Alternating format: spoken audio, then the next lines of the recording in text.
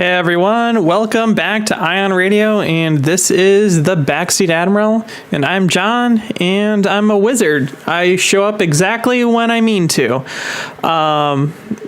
If you're watching this in retrospect, my computer decided to do a forced restart right as I decided to start the stream, pretty much meaning I couldn't get data to YouTube, so had to quickly restart everything. So hopefully it's all working and you guys can hear me.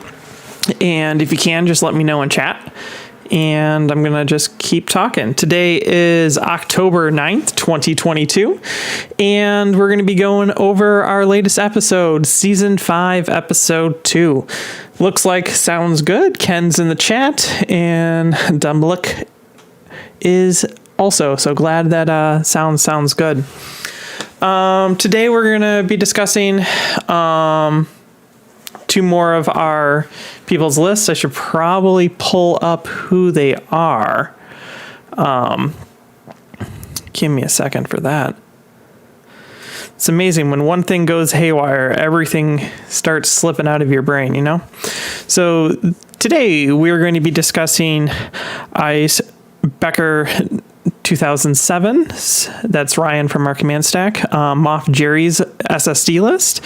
And I'm going to butcher this name too. It's basically just, these episodes are just me butchering names.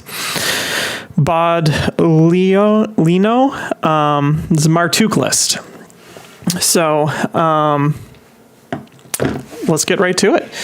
If you guys have any thoughts or comments or questions, always feel free to go ahead and post them in chat, and I'd be more than happy to answer them for you.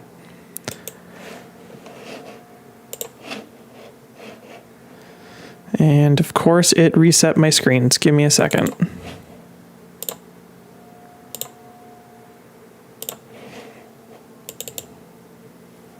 There we go. Okay, so like I said, it is Jerjerrod versus Martuk. And I ended up flying the Martuk list, which looks like this. It's got a Providence, a Recusant, and 2 hard cells. So let's start off with the flagship. It is a hard cell class transport with Martuk. For those that you know, if the side that you're shooting at has shields, Martuk allows you to add a red dice. If the side you're shooting at does not have shields, you don't gain any effect. If there are no shields anywhere on the ship, then you remove a dice after rolling. So he's pretty powerful, just the ability to add dice. It has Teaks, Expert Shield Techs, Projection Experts, CommsNet, and Beast of Burden. So this is a very powerful support ship.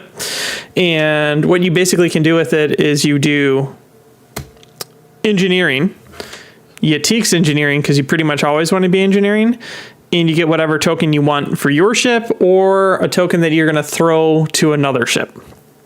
Then you have Projection Experts, and then you can pass your shields to another ship if you're not in line of fire or anything like that. So you can heal, you can do all sorts of fun stuff with that. Beast of Burden, if you're close to your ships, you can refresh their tokens, which is also very useful. Expert Shield Techs and Invade at long range, as you saw in this, like I took an Onager shot and reduced it, I think, down to like 1 or 2 damage. So it's crazy powerful. The next ship is the Recusant class light destroyer. It has Wat Tambor, Sensor Team, linked turbo laser towers, and the Patriot's Fist. If you're not getting pass shields by that flagship, you can just be straight up stealing people's shields with Wat Tambor. So the combination of that becomes pretty tanky. I have nothing to really say here. Linked turbo laser towers and Patriot Fist go hand in hand together. I don't think I use Sensor Team, and I don't know if sacrificing a die would have made a difference. It wasn't having issues killing things. But if you're facing something that you really need an accuracy to kill it at long range, like, a Sierra 90 or something else, like something pesky, it's there and you can just automatically get that accuracy to force the damage through. You have this Providence, one of my favorite people, Rune.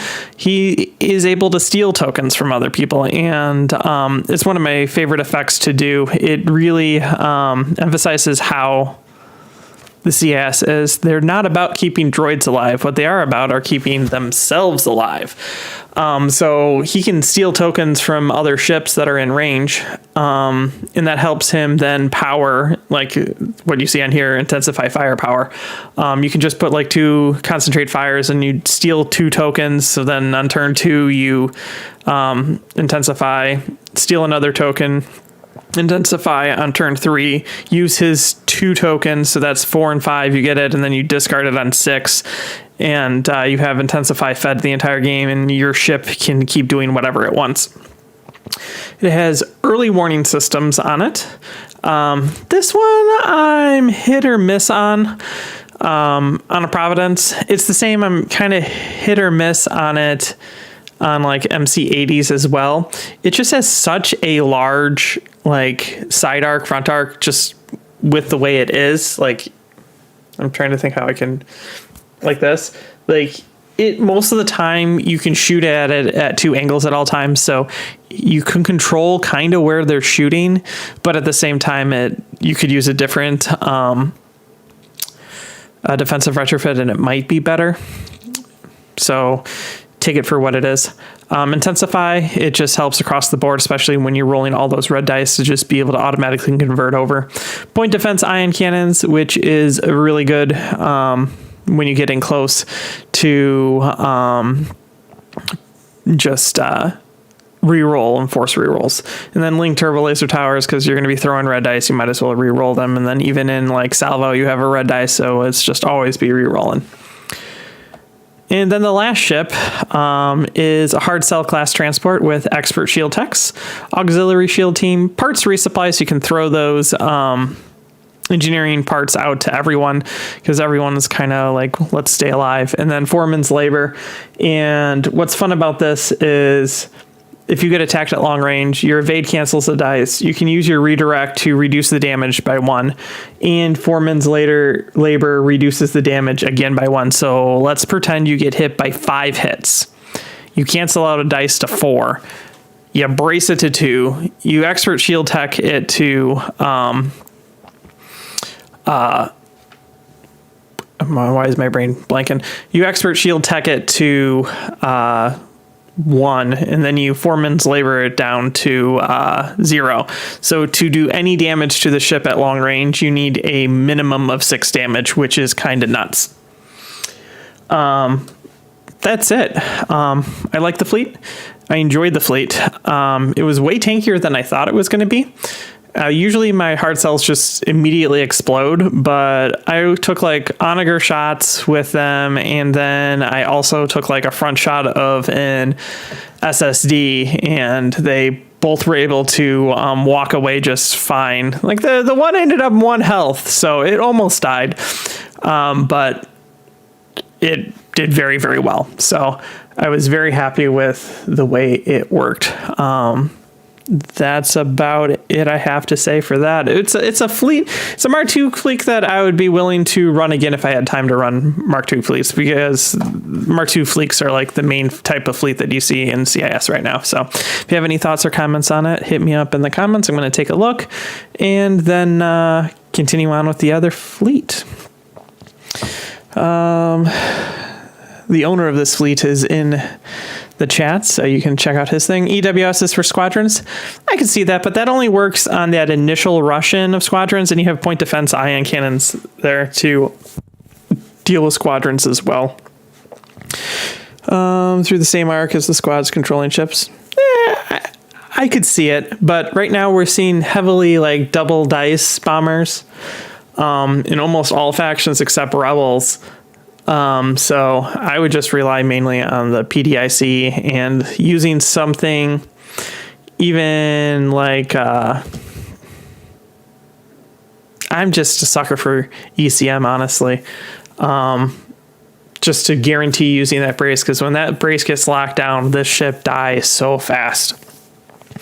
Yeah, I still need to find another good reason to run other ion cannons on a Providence, but the PDICs are the best on it. I would agree. Unless you're doing something weird, like I'm using Kraken on a Providence, and I'm going to do like an ion, like what's it called? The one that reduces all the shields around. HIE. High ion emplacement, heavy ion emplacement. That's it. That's the only other one I could see, because it has a decent amount of blue dice. That's not it. There it is, for something that's in the Clone Wars era. It's just hard to get crits off, so it just automatically defaults to PDICs because it helps you all the time. Okay, so that's it. So let's head over to the next fleet, and it is it's a strange fleet, and I know Ryan built this. It's actually, he says, pretty decent, but it's definitely a Mimi fleet. It is a Super Star Destroyer and an Onager. So let's look at the Star Dreadnought Command prototype. It has Moff Jerjerrod, the Emperor, Captain Brunson, Expert Shield Techs, Boarding Troopers, Quad Battery Turrets, Leading Shots, and the Ravager title. So a lot of pieces that you would normally see in this, but also things that you don't normally see. So normally you would see the Assault prototype, because it's a little bit stronger dice-wise. So this is technically the one that's slightly cheaper. And you have the Emperor. So if you attack it, which it's like mainly what you're going to be attacking, you have to spend a defense token. It has Captain Brunson to reduce damage, so you can't take those nasty black crits. Expert Shield Tech to reduce damage, because you will have redirects. Boarding Troopers is where it starts becoming weird, and then you're like, oh yeah, this is definitely from someone from the command stack. And then Quad Battery Turrets to add blue dice, because you're going to be going slow, and people are going to try to speed up to get around you. Leading Shots, so you can re-roll your handfuls of dice. And then Ravager, because when you concentrate fire, and you might as well add 2 dice. Boarding Troopers and the Emperor is what makes it really interesting, though. So if you're able to get someone into you and you Boarding Trooper them, well, all their tokens are pretty much going to be automatically gone with the Emperor. So you Boarding Troopers them, which is going to help kill them. And then whatever tokens they don't use, the Emperor is going to eliminate. So especially with 5 Squadron, Boarding Troopers just eliminates pretty much anything except like an Agate Hawks supply of tokens, or another Super Star Destroyer. We haven't done that recently. We should probably do that Super Star Destroyer and Super Star Destroyer episode. But yeah, like, it's technically upgrade light for a Super Star Destroyer, but I always like Boarding Troopers. Next ship is an Onager class test bed. It has Hondo, veteran gunners, ordnance experts, orbital bombardment particle cannons, and the Cataclysm title. Normally, Hondo is kept on like a Gazanti or something like that, but you know, he's living here, and then it's just pretty much your standard Onager. I think Ken and I talked about this at the end of the episode after we played it, and we both very much so think this is a second player Super Star Destroyer fleet. And so like my rationale behind that is it doesn't have gunnery teams on it, so you can't alpha strike off like 3 of the enemy ships all at once because of Boarding Troopers. So you need to do something else with it. So if you look at the objectives for this fleet, it is advanced gunnery, which is awesome. You don't want to give it that, because then it's just Boarding Troopers you and then shooting you 3 times into the same mark. So it doesn't matter what you have, you're pretty much dead. And then contested outpost.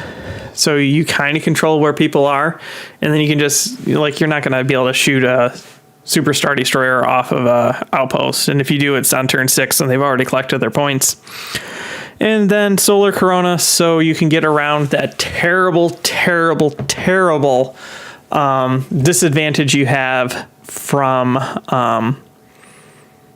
having only 2 ships, 2 deployments. Like, you're all on the table before they've even put their second flotilla on the table. So I think this would be a better second player fleet. Choose from those nasty objectives. I would probably pick Contested Outpost, because then I know where the Super Star Destroyer is and I can still see it. And then I can just try to table it before it tables me. Like, that's something to always take into consideration when you're facing a Super Star Destroyer, is at the end of the day, it pretty much comes down to, can you kill it or can you cripple it? And if you can cripple it, you get half the points. He still has like 100 plus points stored away in the Onager. So your question then is, when you choose Contested Outpost, is, can I table this fleet? And then the 120 plus points of Contested Outpost doesn't matter, because you just win and you get like the 400. So I would take the risk, because usually when I face an SSD, I always am gunning to kill it, unless for sure I have a fleet that I know that I can't kill it with. Which, I don't know if we mentioned it in the back of this. Now after this, I've now killed a Super Star Destroyer with every single faction. And I know that I should mainly credit this kill for the Super Star Destroyer to Ken, because he decided to land on asteroid and a debris field every turn, which was doing way more damage to him than my Providence was. But technically, I played the CIS when the Super Star Destroyer to go down, so I'm ticking that box. So I killed it with Gar, I've killed it with Rebels countless times. Ken and I both killed each other with Super Star Destroyers in the past. And now I've killed it with the CIS. A little help from an asteroid, but we're not going to count that. So like, when you go into this match, like, always decide, can I kill it? And then commit to it right away. That's what I have to say. But Ken chose to be first player. And so these are the objectives of the Martuk. Surprise attack, which is good for you because you can plop their flagship down where you want it to be, and then surround it with like hard cells, and the Providence and the Recusant should be able to pin it where it is. Capture the VIP, you can put it on one of your hard cells and just fly it away, and it's going to be really difficult to shoot it because of all the defensive abilities. Or you can put it on one of your big ships and just force them to try to kill it, which is also an option. Or the dangerous territory, which is what we played. If I had to pick from these objectives, I would pick capture the VIP. I am not a fan of dangerous territory as first player, because criticals hurt so bad, and I want nothing to do with being forced to land on them. No, not at all. Some people I forgot where we were talking about this. It was either on Discord or on the YouTube video itself. We're talking about maybe Ken should just completely avoided the dangerous territory obstacles and just set up differently. And if he were to do that, then I wouldn't have gone for him at all. I placed them on the map. We'll take a look at that in a second, in a place that if I decided to go to where Ken would be to collect his, I could collect mine on the way without being too detrimental. But I would be more than happy to ignore 15 points to try to save a ship, or to get to a position that I could kill his ships after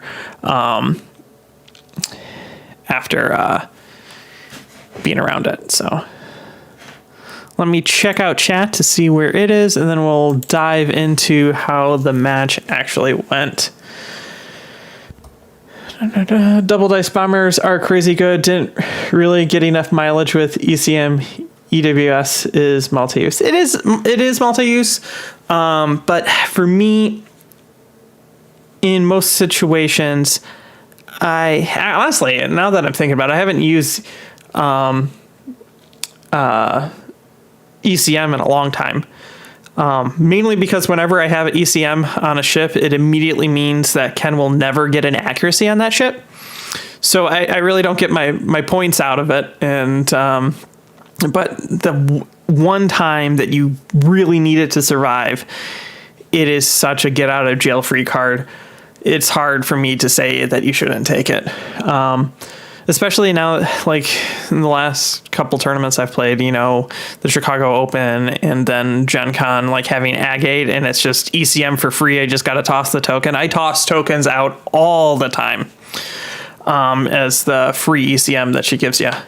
So I very much so value being able to, okay, well, instead of taking that 12 points of damage, I'm going to brace anyway. Yeah, this feels like a meme, but I love it. I know, right? It is a meme fleet, and it's a meme fleet with like most of the fun stuff that I like, because Boarding Trooper basically put it on anything. So basically, if you want me to play a list, right, there are two things that you can put on it which will automatically gravitate me toward that. Boarding Troopers, yes, I'm in, and Ruthless Strategist, I'm also in with that too.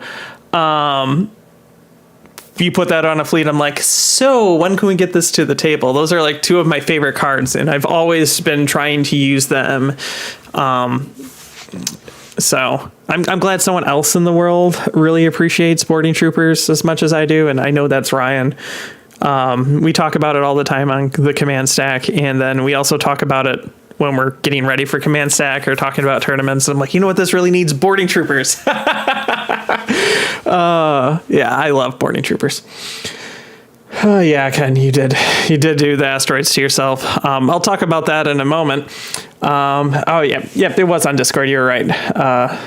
We did talk about it there.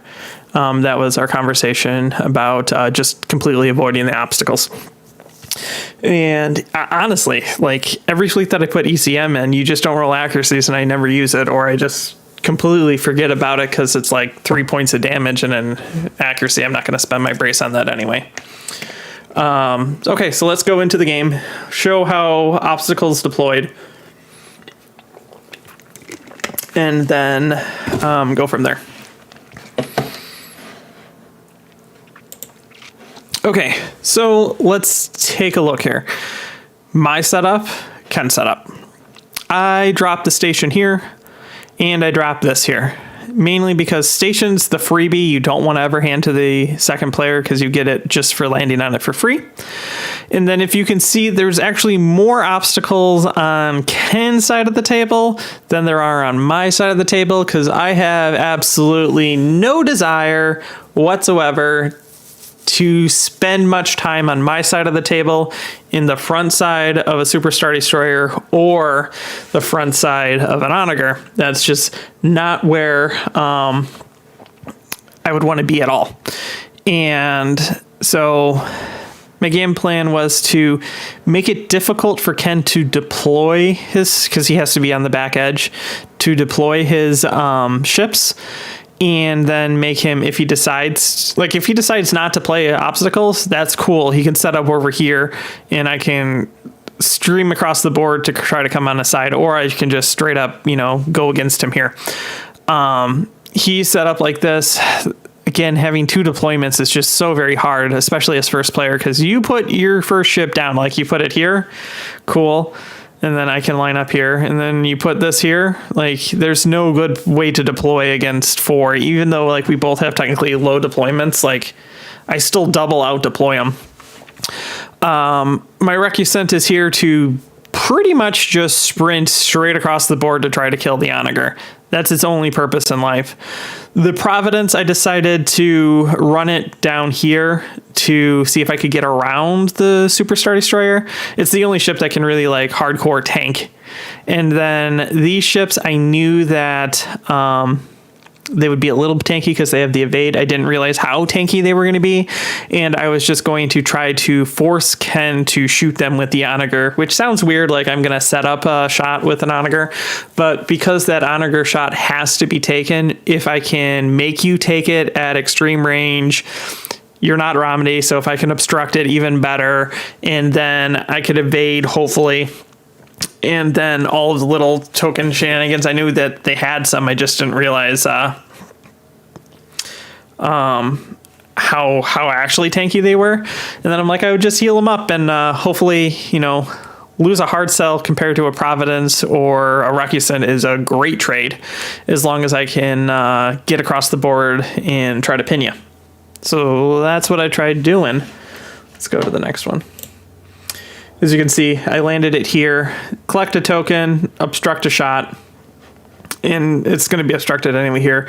Try to spin this Recusant over here, and then this was that super, super good support ship with the flagship, and it has the Beast of Burden and can pass shields, and Wattenbor can steal shields from it. It's just going to follow this guy around and be his little buddy.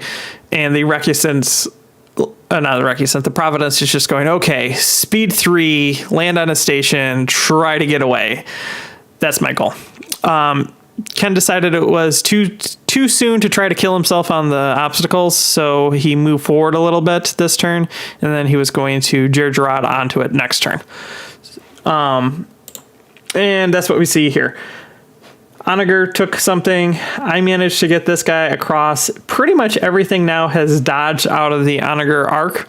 Recusant is squarely in the side of the Onager, hoping to kill it and then spin into the Superstar Destroyer. The Providence, after that Gergerod move, is still in the front arc. This was a painful turn when we did it because of, now I'm at close range and have no tokens and boarding troopers, and I was going to die because Ken technically had me double arc, but the only thing that saved this Providence is he drew the you only can attack a ship once card. He only has one damage card. That's what it is, and that is the absolute best thing that could possibly have happened to me in this game. Otherwise, this Providence dies hardcore right here.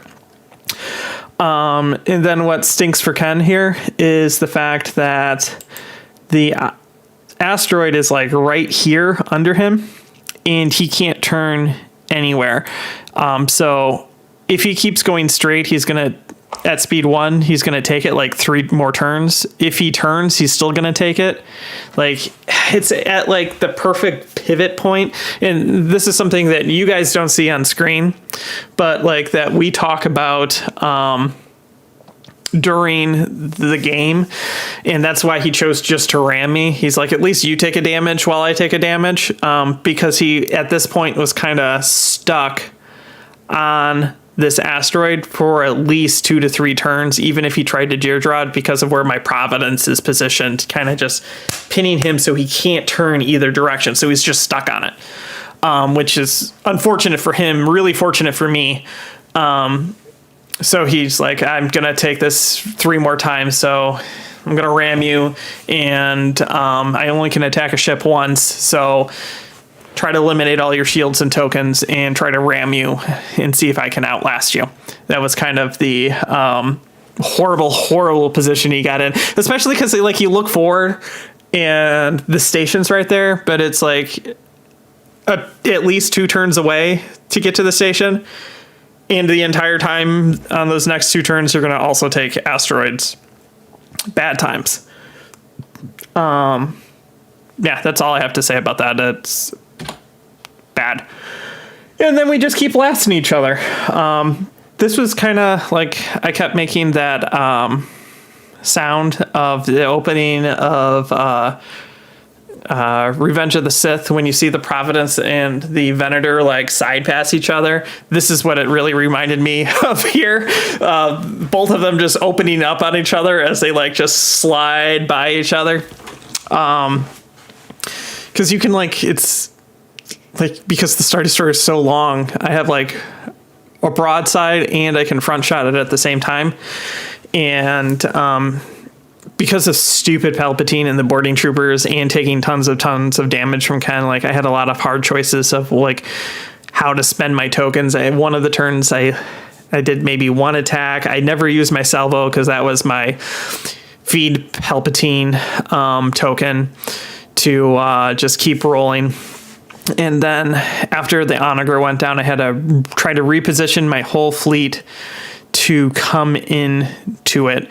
And the flagship, because basically Ken had no shield, so it didn't really matter. Also, this is something that's not really known. But when you're facing something like a Super Star Destroyer with Martuk, if you're going to let any ship die, 100% let your commander die. And it sounds really, really stupid.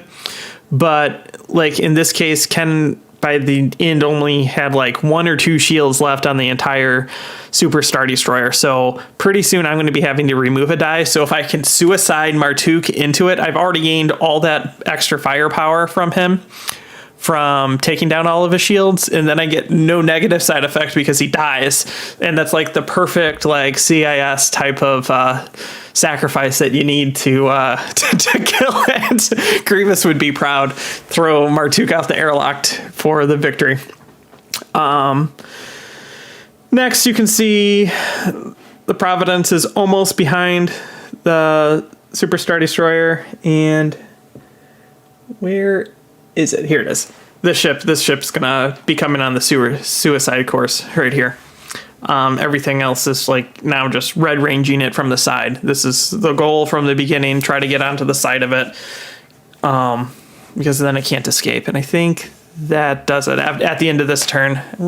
I wish I had a picture of the next turn because we were right at the end, but this ship lands like right here, right in front of it, and this ship lands right here. So Ken could move straight and couldn't ram this ship. And if he turned, the first ship that he would hit would have been the Recusant. And that was my positioning so that he couldn't ram it because it had one hull point left at the end of it, which was... This game is really just every now and then one of us will have absolutely terrible luck. And this for Ken was very much like critical bad luck and then like barely not killing anything bad luck. Because if you look at my ships, one hull pretty much dead, fine, but like these 2 ships should have died. Like the Grit that he couldn't attack me twice in one round is the only reason that this Providence is alive, and then him not being able to move and just turn a little bit to ram me is the reason this is alive, plus all those criticals. Ken took so many criticals during this game. So that pretty much summarizes that game. Let's go to chat and see what's being talked about there.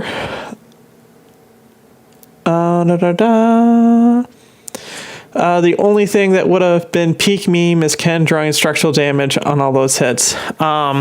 Yeah, but like, again, Ken and I talked about it. He would have much preferred drawing the structural damage crits on this than him drawing all those terrible crits that he couldn't do this and can't do that. That hurt him way more. And then Ken's talking about he drew almost all of the structural damages out of his deck. That's going to be coming up. I'm trying to think of when that is. But yeah, he drew all of them. It was pretty funny. Yeah, the SSD was in a bad position, and criticals just really hurt him. Yeah, the SSD, as soon as the crits started coming in, it was pretty much done. I feel like Ken just lost due to the terrible luck. Yeah, he had terrible luck in this game. Honestly, that can't attack a ship more than once when he had set up like a very good double arc into my side and was going to border trooper me. Like, what am I going to do? Front shot, I spend, if he doesn't accuracy my redirect, like I take all that damage to the side, and then his side shot into my side, like it's dead. Very much so dead. That crit is what saved that ship.